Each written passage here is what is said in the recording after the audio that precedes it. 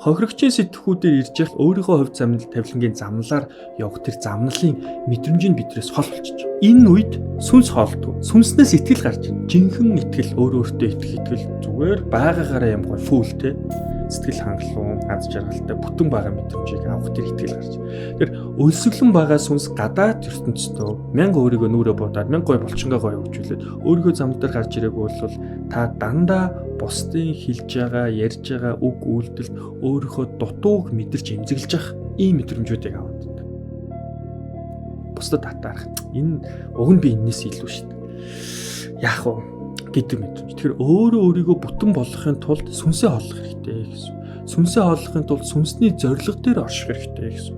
Сүнсний зорилгоо олох хэрэгтэй. Сүнсний зорилгоо олохын тулд өөрийнхөө үнэнтэй, өөрийнхөө шившгийн хөндий, үүлийн үр хийж исэн новшин зүйлүүдтэйгээ нүүр тулаад гүн рүүгээ живдэг бидний сэтгэл гэдэг нь орон зай болвол мандал дээр ингээд хэдий ч инээ долгионтой бодол санаа айц хүзэгтэй байна. Төдий ч инээ бид нар сүнс рүүгээ буюу өөрийнхөө жинхэнэ биетэйгээ нүүр тулж чадахгүй ингээд гүн рүүгээ живдэг.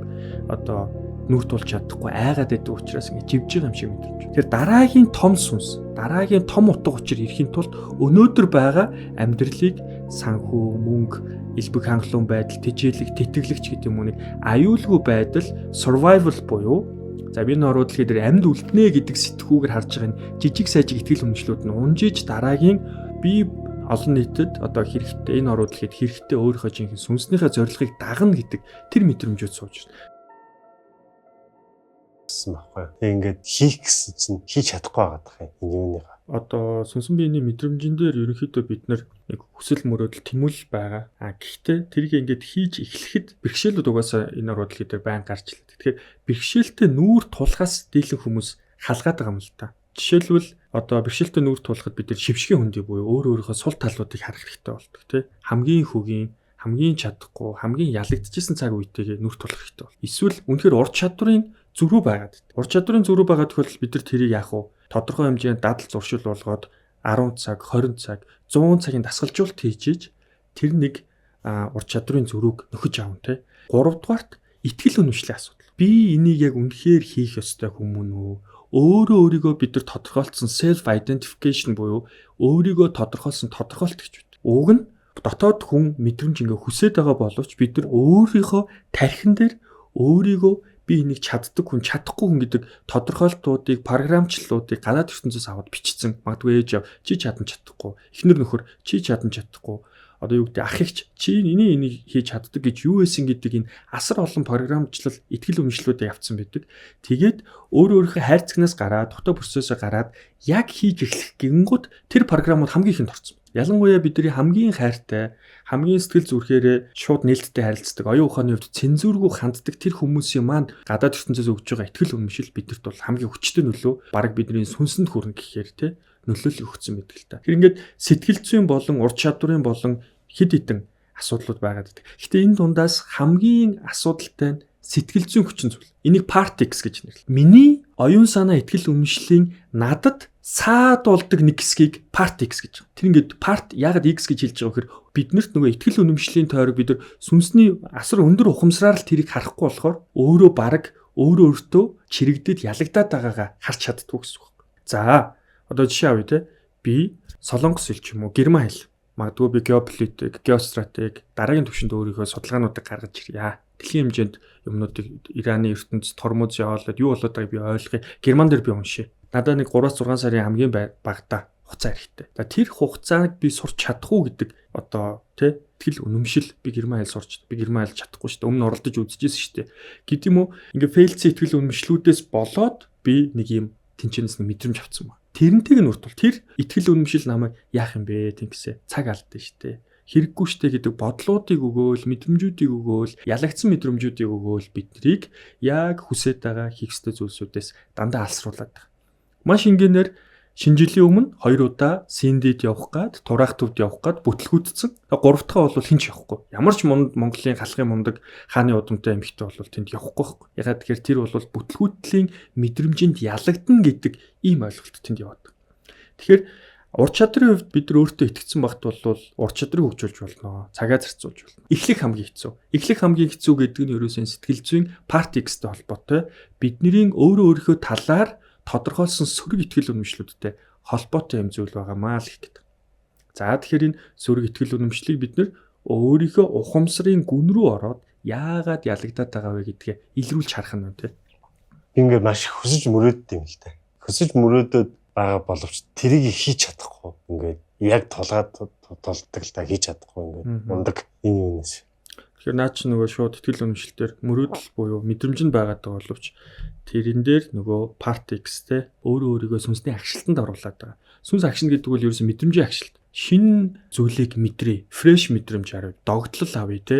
За магадгүй шинэ хүнтэй уулзаад болцоод одоо үзье. Тэр нөгөө хуучин сэтгэлийнхээ шарах агшилтаас гарч чадахгүй байдаг шүү дээ. За магадгүй шинэ ажилд ороод өөрийгөө сорьё. Шинэ ур чадвар, шинэ контент бүтээе. За магадгүй ажил дээрээ би өөрийгөө одоо юу гэдэг дараагийн байр суурин дээр харъя, албан тушаалын үед. Би яагаад захирал хийгээд, би яагаад одоо юу гэдэг ахлах хийгээд явж болохгүй гэж. Би яагаад карьер өсөлтөө ингэж харж болохгүй гэж. Ингээд дараагийнхаа хүсэл мөрөөдөл өсөн дэвших мэдрэмжүүдэд барьж авангууд цаанаасаа үгүй би юм штэ. Гэт ингээд сөрөг мэдрэмжүүдтэй унаад байгаа энэ таны төлөвийг бол юу гэдэг вэ гэхээр part X-тэй ялагдах буюу өөрийнхөө сөрөг итгэл үнэмшилтэй ялагдах буюу сүнсний агшилтын төлөв гэдэг. Ерөөсөө шинэ гайхалтай зөв гэгэн мэдрэмжүүдтэй хүн итгэж чадхаа болдог ийм төлөв гэсэн үг байхгүй. Тэгэхээр эцсийн дүндээ бүх зүйлийн, бүх оюун санааны, бодлын, шийдвэр гаргалтуудын анхдагч нь мэдрэмж байдаг. Мэдрэмжин дээрээ бид нар ялагдаад байгаагаа ойлгохгүй би яагаад чадахгүй байна, би яагаад болохгүй байна гэд өөр юмнаас хайгаад байгаа байхгүй. Тэгэхээр бидний шийдвэр гаргалт, бодол санаа, арга ухаанаа боловсруулах, арга стратеги боловсруулах, яаж тэгэх үү, хэрхэн тэгэх үү гэдэг бүх зүйл болохгүй байгаагийн цаад шалтгаан нь анханасаа тэр үүсэж байгаа төлөв буюу мэдрэмж нь айдас юм уу, ялагдал юм уу, өөртөө сэтгэл хангалуун бус гологдох, ирээдүйд би тийм юм болвол яана гэдэг ийм айдсууд дээр суурилчаар ерөөсөө арга зүйн уг нь хийн гэдэг санаан зүв байгаад байгаа боловч арга нь нэг юм ухартмал ядарсан бурангүй болчиход байгаа юм л да. За би агшаад байгаагаа ойлгочлаа. Одоо би агшаад өөрийнхөө замналаас хацаахад сүнс юу мэдэрдэг болов? Өөрийнхөө одоо айдас мэдрэмжүүдэд ялагдаад байгаа гэжтэй. Тэгээ сүнс бол тэр гүнд нь хөөрхий мессежүүдээ өгөх гээд, өвдөлтүүдээ өгөөд бид ингээд мэдрүүлээл байж байгаа. Дотоод үнэн ухамсар мэдрүүлээл байж. За ингээд хувь тавилангийнхаа замнал буюу яг өөрийнхөө замналаар явж чадахгүй байгаа тохиолдолд бусад замналаараа явж байгаа буюу дээд их усруудтайгаа холбогдсон энерги эрчим хүч өндөртэй тэр хүмүүс хүссэн хүсээгүй биднийг дагуулдаг. Бид нар тэр хүмүүс татагддаг гэсэн. Энэ хосын харилцаа байж болно. Энэ хин нэгэн дурлах байж болно. Энэ хин нэгэн манлайлагч мундаг хүнд инфлюенсерийг дагах байж болно. Яг тэгэхээр тэр хүмүүс ч өөрсдөө их усруудтай холбогдсон хүмүүс бусдыг ингээд энерги мэдрэмжүүдийг төрүүлээд сүнсийн татаад ингээд дагуулдаг байхгүй. Тэгэхээр энэ хүмүүсийг бид нар дагдаг гэсэн. Тэгэхээр мэдрэмжээр бид нар энэ хүмүүсээ дагж байгаа учраас тэр хүмүүсийг юу санал болгож байгаа? Юуг тэр хүмүүс хийхийг зорж байгаа? Тэрэнд нь нэгдээд эхэлдэг гэсэн. Тэгэхээр энэ амьдрал дээр бид нар амьдрдаг хоёр замнал байгаа. Нэг нь байлдан дагуулах, нэг нь дагах. Тэгэхээр дагах замналыг сонгочихж байгаа байхгүй. Дагах замнал бол амархан замнал. Урсгалаа дагна. Бусад хувь тавилангийнхаа замнал дээр гарч ирсэн хүмүүсийн юу хүсэж байгаа, хийж бүтээж байгаа хүсэж байгаа зүйлийг дагна. Гэхдээ тэдний хүсэж байгаа зүйл бол буруу биш. Үнэхээр тодорхой хэмжээнд бид нар дагах шаардлагатай үед, ажилтан байх шаардлагатай үедээ, хүүхэд байх үедээ тэдний ээж, аав, эцэг их манлайлж байгаа хүмүүсийг дагдаг. Гэхдээ тодорхой нэг амьдралын зэгт хүрээд бид нар дагуулах, багшлах, үлгэрлэх, манлайлах одоо өөр хүмүүстэй хүмүүжүүлэх шаардлагатай болдог. Тэр үедээ бид нар өөрсдийнхөө нуруунд ирэх ачаа буюу өөрийнхөө замналыг зөвхөн өөрт оногдсон, өөрийнхөө сүнсний орцонд оногдсон, өөрийнхөө сүнсний ур чадвар авьяас биелэгт оногдсон тэрхүү замналаа дагахгүй бол хямралууд нүрлэж ирнэ. Сүнс чинь хоолоор дутагдаад өлсөөд агшилт мэдрэгдээд амьдрал утгагүй болоод өглөө орноосоо босмооргүй санагтаад шөнө унтаж чадахгүй ирээдүйн цаг дээр би яаж амьдрнаа? Ингээл би утга учиргүй хинт чирэггүй амьдрах юм уу?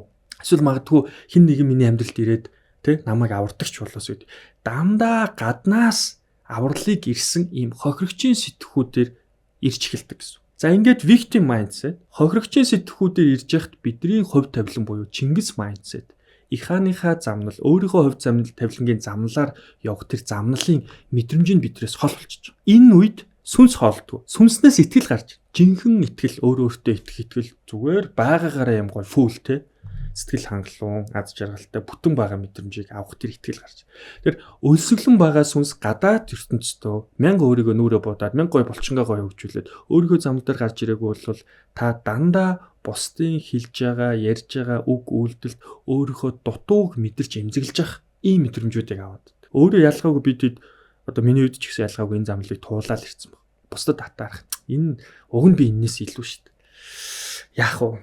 Гэдэг мэдрэмж. Тэгэхээр өөрөө өөрийгөө бүтэн болгохын тулд сүнсээ хооллох хэрэгтэй гэсэн. Сүнсээ хооллохын тулд сүнсний зорилго дээр орших хэрэгтэй гэсэн. Сүнсний зорилгоо олох хэрэгтэй. Сүнсний зорилгоо олохын тулд өөрийнхөө үнэнтэй, өөрийнхөө шившгийн хөндий, үүлийн үр хийж исэн новшин зүйлүүдтэйгээ нүүр тулаад гүн рүүгээ живдэг. Бидний сэтгэл гэдэг нь орон зай болвол мандал дээр ингээд хэдий ч инээ долгионтой бодол санаа айц хүзэгтэй байна. Төдий ч инээ бид нар сүнс рүүгээ буюу өөрийнхөө жинхэнэ биетэйгээ нүүр тулж чадахгүй ингээд гүн рүүгээ живдэг. Одоо нүүр тулж чадахгүй айгаад байдаг учраас ингээд живж байгаа юм шиг мэдрэмж. Тэгэхээр дараагийн том сүнс, дараагийн том утга учир ирэхин тулд өнөөдөр байгаа амьдралыг санхүү, мөнгө, элбэг хангалуун байдал, тэжээлэг, тэтгэлэгч гэдэг юм уу нэг аюулгүй байдал, survival буюу за би энэ орууд дэлхийд амьд үлднэ гэдэг сэтгүүгээр харж байгаа энэ жижиг сажиг ихтгэл үнэмшлүүд нь унжиж дараагийн би олон нийтэд одоо хэрэгтэй энэ орууд дэлхийд хэрэгтэй өөрийнхөө жинхэнэ сүнснийхээ зорилгыг дагна гэдэг тэр мэдрэмжүүд сууж байна. Тэгэхээр таны асуудсанчлан ингээд агшаад байгаа бол сүнсний зорилго байхгүй наа. Тэр мэдрэмжүүдийг барьж авахгүй байна. Тэм учраас өлсөд байна. Энэ сүнсний зорилго чинь нөгөө сүмд очиод эсвэл нэг лам дээр очиж бүүд дээр очиж нэг хэсэг мөрөгчөөл тавирчдаг юм мэдрэмж биш байхгүй. Энийг замналаар хоолдог. Үргэлжийн сүнсээ баярлуулна гэсэн. Энэ л бол өөрөө өөрийгөө жинхнээсээ хайрлах гэдэг зүйл байгаа. Тэгэхээр энэний хажууд нөгөө жижигхэн партиксүүд буюу сэтгэл зүйн өөртөө ялагдсан мэдрэмж, санаа зовлтууд, айдсууд би маргааш чадах болов тэгвэл яана гэдэг санаа зовнилуудтай бид нар баригчдаг. Энэ бүр гүндээ кортизол одоо гормонуудын түвшинд бас бие махбодыг маань ингэ эзэлждэг байхгүй. Миний сүнс тэр хүссэн амьдралаа мэдж байгаа юм уу? Миний бодол гайвуулаад байгаа юм уу? Аа. Тэгэхээр хаана очих мэдрэмжүүд нүг нь яваад байгаа тий. Зүгээр та тэрэндээ итгэхгүй байгаа. Мэдрэмжиндээ итгэхгүй. Бодит амьдрал дээр байдаг хүмүүсийн бүтлгүүдэл, эрсдэл тий. Эсвэл би чадахгүйтэй гэдэг хит хитэн одоо фейлдсэн мэдрэмжүүдтэй итгээд байгаа байхгүй. Ялагдaltaа илүү одоо хооллоод байна. Харин өөрийнхөө хүсэж байгаа тэр бодит мэдрэмжиндээ итгэхгүй. Тэгэхээр энэ ч бид нарт стратеги хэрэгтэй. За бид тэрэндээ хүрээ. Тэгээ сүнсэндээ шийдэж байгаа тохиолдолд надад ямар ур чадвар хэрэгтэй. Надад хэр зэрэг хугацаа хэрэгтэй. Надад хэр зэрэг хүч гаргах хөдөлмөр хэрэгтэй. Ингээд эн чинь ингээд автоматар дараа нь гэд боловсрдог зүйлүүд байхгүй. Харин сүнсэн дээрээ тэнд хүрээ гэж зориглож шийдээгүй бол хинч таныг хорвоо ертөнцч таныг тэнд хүрэхгүй зүгээр амьдралыг чи хоосруулаад fucked up байдал мэдрэмжүүдийг чинь улам гааруулаад тэр ажил дээр очиод нэг тухгүй те нөгөө л хідэн ихчнэр нөгөө л болсон болоогүй юм ярьдаг ах нар те за ингээ явж исэн чинь нөгөө л намайг ойлгохгүй байгаа мэдрэмжийг төрүүлдэг хэдэн хүмүүс ингээл миний мэдрэмжээ илэрхийлэх гээл ойлгох гэдэг ингээд тэгэхээр өнөөдөр бид нөгөө хитрхи аргын талыг дагаж явснаар энэ мэдрэмжээ ойлгоно гэдэг асуудал дээр л асар том гэптэй болчиход байгаа юм л да. Тэгэхээр хэлэх гээд байгаа санаа та хүсэл эрмэлзэлтэй хүрэхгүй дунд нь бодолчин саад болоод байгаа гэхээсээ илүү бодолчин нөгөө сөрөг мэдрэмжүүд дээр тулгуурлаж үйлдвэрлэгдээд байна. Бодлыг ч нөгөө суур их үүсвэр нь итгэл үнэмшлийн чинь суур их үүсвэрүүд нь амьдралын чинь тухайн үеүүдэд орж ирсэн дурсамжуудаас амар таагүй дэрлэхүлт тийм мэдрэмж авч ирсэн дурсамж бол хүнийг муул гэж харна те. Эсвэл тэр хүчирхийлүүлжсэн мэдрэмжээс үүдээд гадаад ертөнцийн өөр нэгэн тийм бусдад онгироо хүмүүст дургу болцсон байдаг ч юм уу. Ингээд дандаа бодлууд чинь бидрийг тэр суур дурсамжин дээрээс болж түлхээд идэв байхгүй. Наполеон Бонапарт бол чинь их цантан хүнд асар дургүй байсан гэж. Өөрийнх нь сүүдэр юу байх нь вэ? Асар их цантан хүн байсан байхгүй. Өөрийгөө бусдын дээр боддог. Тэр ингээд өөрт би миний дотор ямар сүүдэр илүү давмгай байгаад байна. Тэр сүүдэр гадаад ертөнцөөс бид нар харахад тэрэн дээр ягцалдаг, ууралдаг, бухимддаг. Тэгэхээр энэ хорвоодлын одоо бидний хүн болгоны ерөнхийдөө төвшинг ингээ аваад үзэх юм бол 95%, 90% нь одоо нүүр царай гадаад төрхөөс бусд нь одоо тий гаднаа үсгэж байгаа маскнаас бусд нь дандаа сүүдэр байгаа байхгүй. Дотроо дандаа тамийн, ганцаардлын, хоосорлын, ялагдлын мэдрэмжтэй оршоод байгаа. Тэрийг л сүүдэр гэдэг. Тэрийг гаднаас авахаар тэр нь дахиж давхардаж идэвчээд яваад байдаг. Тэгэхээр тэр сүүдрүүдийг таньж мэдэх, тэр сул талуудыг өөрийнхөө гүн рүү ороод хэсэг явсны ард дээр, живсний ард дээр тэр сүнс гэдэг жинхэнэ өөрийгөө барьж авах гэдэг л ойлголтын нуруудлах гэдэг бид хэрэгтэй гэсэн. Тэгэхээр тэрийгэ барьж авсны дараа тэрүүгээрээ алхах бол зогсолтгүй болно. Хүн ялагдчихгүй, зогсогдчихгүй бол. Юун өглөө ажил дээр яаж явах юм бэ? Зүгээр ажиллаа машинд чид өөрийнхөө хүссэн зүйлээ хийгээд харьт өмнө дээр очиод гэр бүлийнхээ амьдралыг хөгжүүлээ те. Улам сайхан амьдрал гэдэг юм дэлгэр сэтгэлтэй, урагшаага сэтгэлтэй болно гэсэн. Бусдын шүүмжлэл, дан дарамжлал энийг ингээ мөрөөдөлт ингээ саад болоод байгаа юм шиг тийм мэдрэмж байна. Энийг яах вэ? Сая түрүүн зөвхөн өөрийнхөө бодол санаа итгэл үнэмшилтээр ярьжсэн бол одоо тэрний чинь бүр их усрлуу нь орж штэ. Хүмүүсийн бодол шүүмжлэл, доромжлол, гутаалт ч гэдэг юм уу те.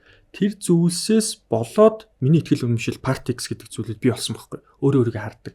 Тэгэхээр бид нар нөгөө персона буюу гадаад ертөнцийн харуулж байгаа өөрийн маск, гадаад дүр төрх нь юунаас шалтгаалж бүрлдэж бий болох гэдэг түүхээр орчны харилцаа, байгууллагын соёл, гэр бүлийн соёл бас те. Нөгөө гадаад орчинд харилцаж байгаа хүмүүстэй тааруулж дүр төрхөө үүсгдэг байдлаар бий болох гэдэг. Тэгэхээр энэ бол ерөөсөө бид нар хамгийн өнгөн буюу зүгээр ил ухамсар дээр оршиж байна гэсэн. Тэрэнд анхаарлаа хандуулж.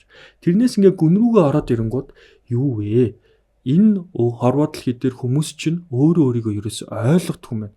Өөрийгөө ч ойлгоогүй байгаа хүмүүсийн үзэл бодол, итгэл үнэмшил, гутаан доромжлол ер нь хатаа ямар. Өөрийгөө ойлгохгүй ядаж хичээгээд явж байгаа надад ямар хамаатай юм бэ гэдэг ийм зүйл болно. Хизээч өөрийнхөө сүдрийг нүүр тулаад одоо тодорхой хэмжээнд хүн чанартай болоод тий хүн чанарыг төлөвшүүлээд тодорхой хэмжээний сүдрийн ажлууд хийцэн хүн болвол хүний ингээл гутаан доромжлол. За дотроо шүүхэн шүүтгэл баг. Тэгээ тэрийг ил гараал, илэрхийлээл муухай афганаар байдаг гэж ярьдэн шүү дээ.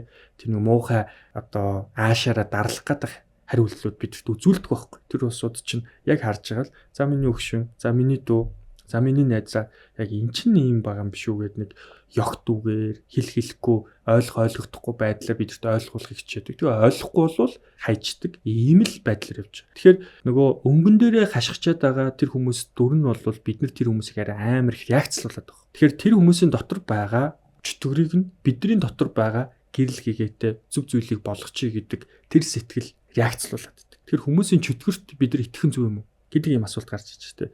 Тэгэхээр ингээ логикоор ойлгоо альва зүйлийн өнгөн тал гэхээс илүү тэр гүнийх нь хэн надад юу хэлээд байна гэдгийг чухал болохоос биш.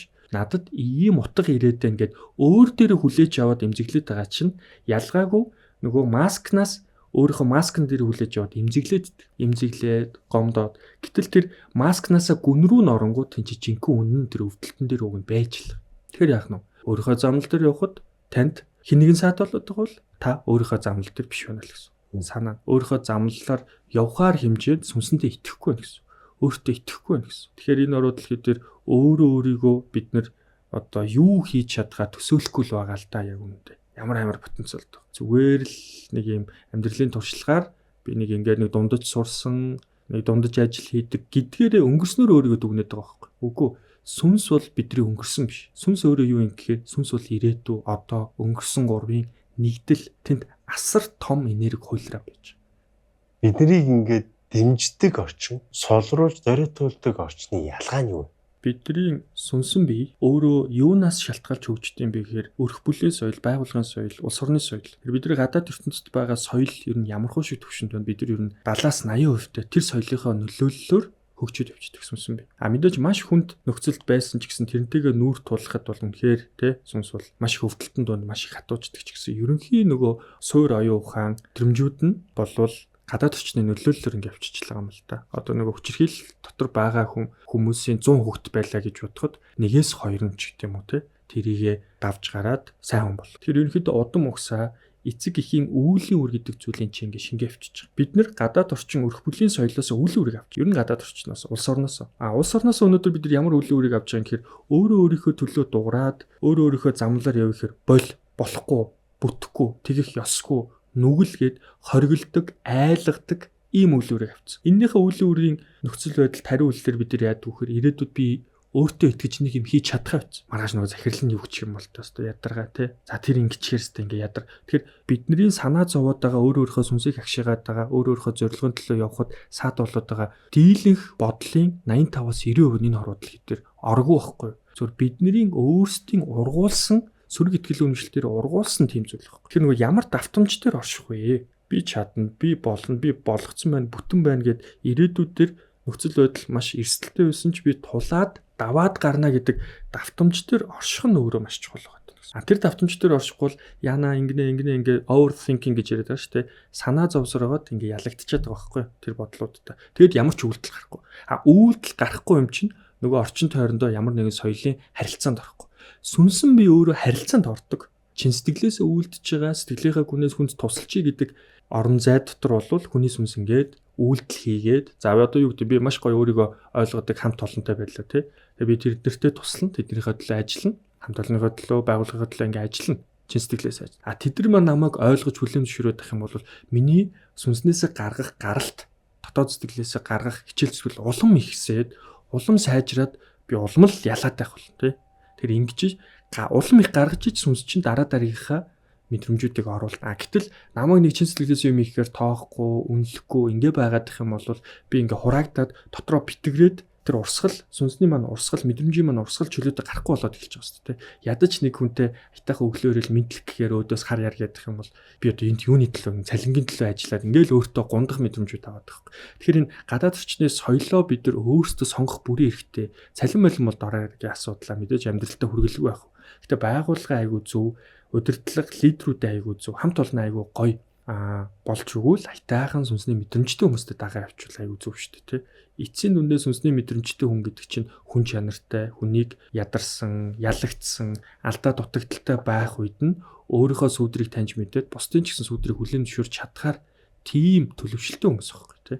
Тэр орон зайд бол хүн сүнс нь бол ингээд бас яваад идэг. Хүн өөрийнхөө амьдралаар амьдарч чадахгүй шалтгаан өөрийнхөө амьдралаар бид нар амьдарч чадахгүй байгаа тий. Наа чинь өөрийнхөө замналаар явж чадахгүй байгаа шалтгаан маш олон л байна л да. Гэхдээ хамгийн том шалтгаан нь бол нөгөө партикс. Гадаад ертөнцөөс олборлцсон бидний өөрийгөө үүсгэж байгаа итгэл үнэмшил. Энэ бол бидний сүнсний агшилтыг гэж байгаа. Хоёрдугаарт за өнгөрсөн цагт тийм болсон юм байна.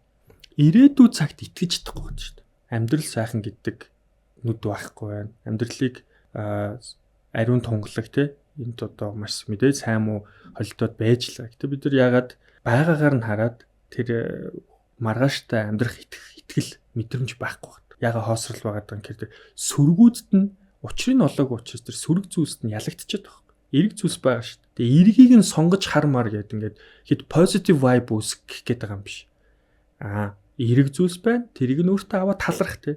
Сөрөг зүйлс байна. Тэндээ сургалтаас сур. Болж байгаа бүх зүйлд бид нар өөрөөр хандлагаар хандна шүү дээ. Тэгэнгүүт одоо жишээ нь сөрөг зүйлс болоод байгааг бити хар гэдэг чинь зүгтэлт байхгүй.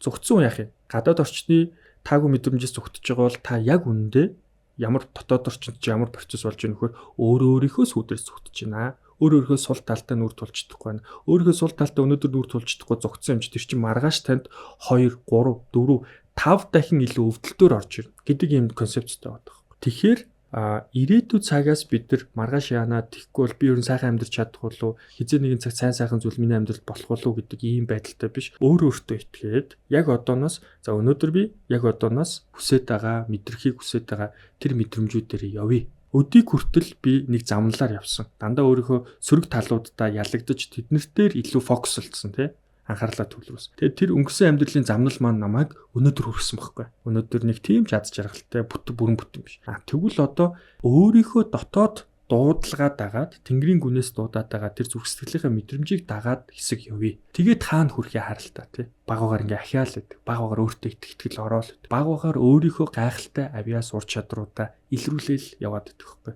Тэр нөгөө өөртөө итгэж эхлэх л чухал. Би айцгүй байсан бол яг одоо яаж амьдарч байгаа вэ? За эрэгтэй хүн ч вэ, эмэгтэй хүн ч вэ хоёр хүсэн дээр нэрчээ. Айцгүй байгаа бол яг өөр өөртөө хувь тавилангийн замнал руу шууд итгэлтэйгээр тэр намайг юу гэж бодчих бол эсвэл одоо би хүссэн ажиллаа хийх гэсэн эдний хүний нөөц намайг авах болов эсвэл шинэ контент ч юм уу те өөрөөхөө дуу хоолойг нийгэмд хүргэлээ хийх гээд байгаа хүсэж байгаа жүжигчний те гой мэрэгчлээс хонгоод ингээд явлаа. Ямар нэгэн бэрхшээлүүд бидрийг зогсоох. Одоо бүр өдрөгөн би нэг түүхийг сонсч ирсэн. Тэгсэн чинь суйст орох гээд авиас хүн байна миний хөө болчих гээд тэгсэн чинь амар уурлаад бараг агсан тавих шахуу уурлаад би заавал орно гэдгийгсэн баг. Тэгээ багш нар энэ хүүхэд чинь хүсэлтэй байна.